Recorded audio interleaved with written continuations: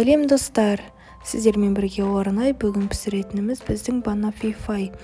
Ол үшін бізге керегі қант ұнтағы, 2 жұмыртқаның сарысы және сары май. Сары майымызды холодильникте әбден қатырып аламыз, содан кейін осылай үкіштен ұнның үстіне өткіземіз. Ұнымыз біздің ситадан өткізілген болу керек, сол кезде біркелкі араласатын болады.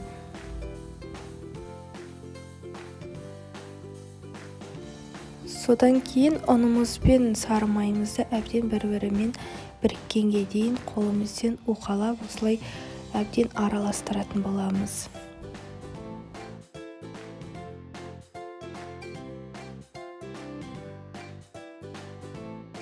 Үстіне қант ұнтағын салып, біркелкі болғанға дейін үстіне шым-шым тұз салып араластырамыз.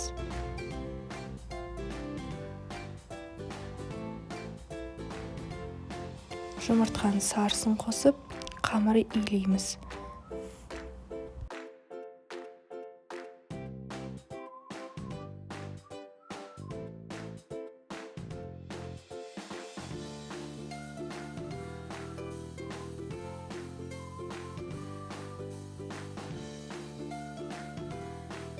Дайын болған қамырымызды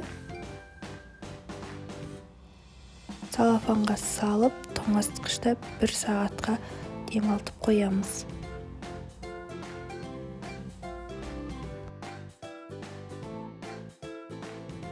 Формамызды сары маймен әбден майлап аламыз, жан-жағын барлығын.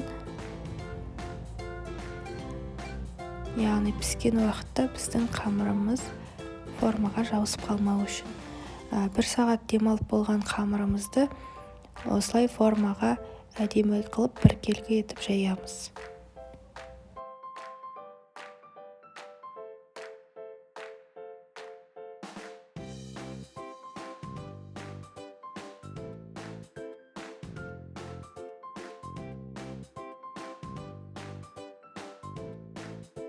Шанышқының көмегімен осылай жан-жақтарын түзелетіп, орталарын шанышқымен кесіп шығамыз.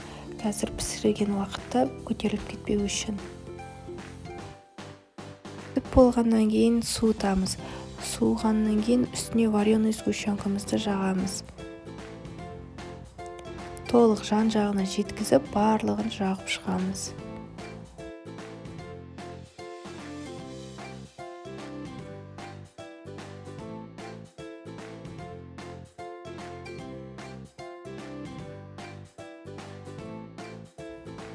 Оның үстіне кесілген банандарымыздың барлық жеріне жеткенге дейін орналастырамыз.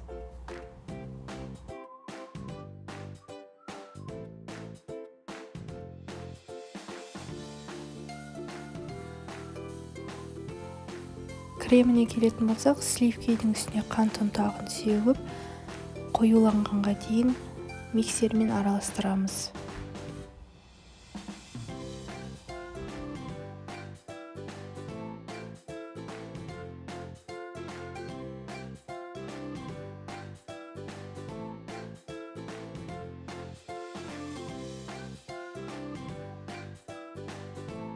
Қоюланған массамызды осындай кондитерлік мешокқа насаткамызды салып, оның үстіне осы кремімізді саламыз.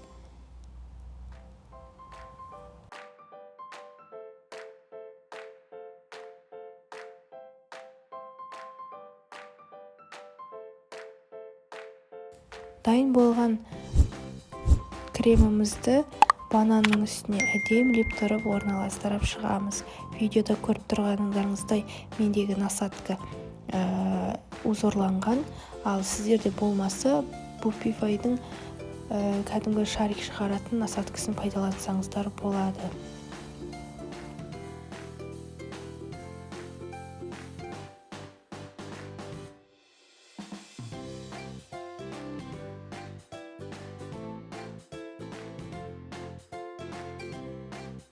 Барлығы дайын болғандықтан әдемілік үшін бетіне какао ұнтағын сеткіден өткізіп, осылай әдемілеп сеуіп шығамыз.